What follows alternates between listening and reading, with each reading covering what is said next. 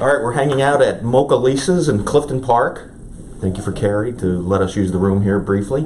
And I'm hanging out with Christine Smith, who I met in December at the Regional Chamber of Commerce holiday party. Yep. And you were doing an experiment which got my attention. What were you doing that night? So I don't usually go to networking events as much anymore. So I decided to do an experiment. It was just something I kind of thought of off the cuff. So I had question marks on my back and then on my side pockets, and I had a name tag that said, my name is Christine, I'm doing an experiment, guess what you think I do for a living? And I had people write them on an index card, their answers, and then on the back they put their contact information. So not once did I have to talk about what I do. I didn't have to hand out any business cards or any of my information, and it got people talking about what they assumed they thought I did, which was very interesting. And I had them pinned to my arms and my back, so I looked like a chicken by the end of the night. But it was really awesome to, I did it just because people assume they know what you do based on what you look like. So I did that to prove a point, and people thought I was in marketing or and that was my guess, is you were in some kind of marketing or advertising or promotion or brand awareness, right? And I had a lot of very interesting responses. Someone said I was like a rockette, and I was like, that's not what I'm doing. But either way, it was really cool to get in front of people in a different way, and it had people communicate with me and start a conversation that you wouldn't have typically started other than like, oh, what is it that you do for a living? I'm like, I hate that line. So I wanted it to be something completely different. What do you do? Exactly.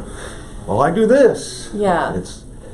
It's uncomfortable sometimes for networking. And yes. A lot of folks, and I'm one, I'm not good at it. And I tell everybody all the time, I wear the guitar pins because I'm not great at starting the conversation. Mm-hmm. So, and I got a kick out of you, and was looking today for something to share with folks. Give them one networking tip that you would provide to somebody. Reciprocity, actually. So that's the method of giving to get, and it's something that has worked very well in the businesses that I'm in. So you never assume that somebody is just going to be a part of your network.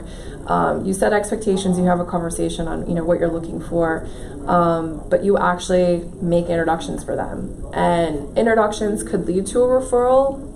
There's a difference. We can have a whole other segment on introductions versus referrals, but I think a lot of people just only want to take from other people. They're like, oh, well, you have people, just send them to me. And I'm like, no, it doesn't work that way. You have to be willing to open up your networking doors and say, hey, here's who I've met. Here's who might be a good fit for you based on what you're doing. They might be good advocates for you and your business. They might be potential clients, who knows, but I'm going to be the facilitator and make that introduction. And regardless of what happens out of our relationship, I've put out good juju in the world, so it'll eventually come back. And it does. Every time it does. Last year I had 322 introductions or referrals, which is almost one a day. And I know that my funnel is always going to be full now because of the advocacy that I have built within my network. Now, so from my perspective, I tend to take that more, networking can be very transactional, and you seem to be more relational. Yeah. Yep.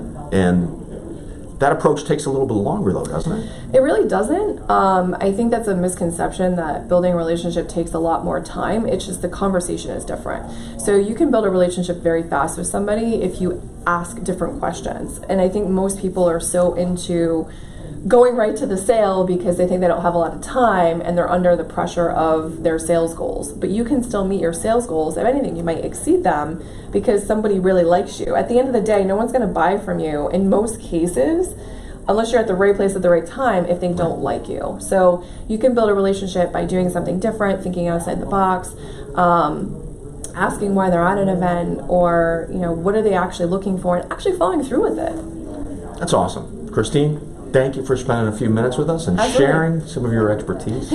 You're very welcome. With my gazillions and gazillions of followers. Awesome. Awesome. Thank you. You're welcome. Awesome.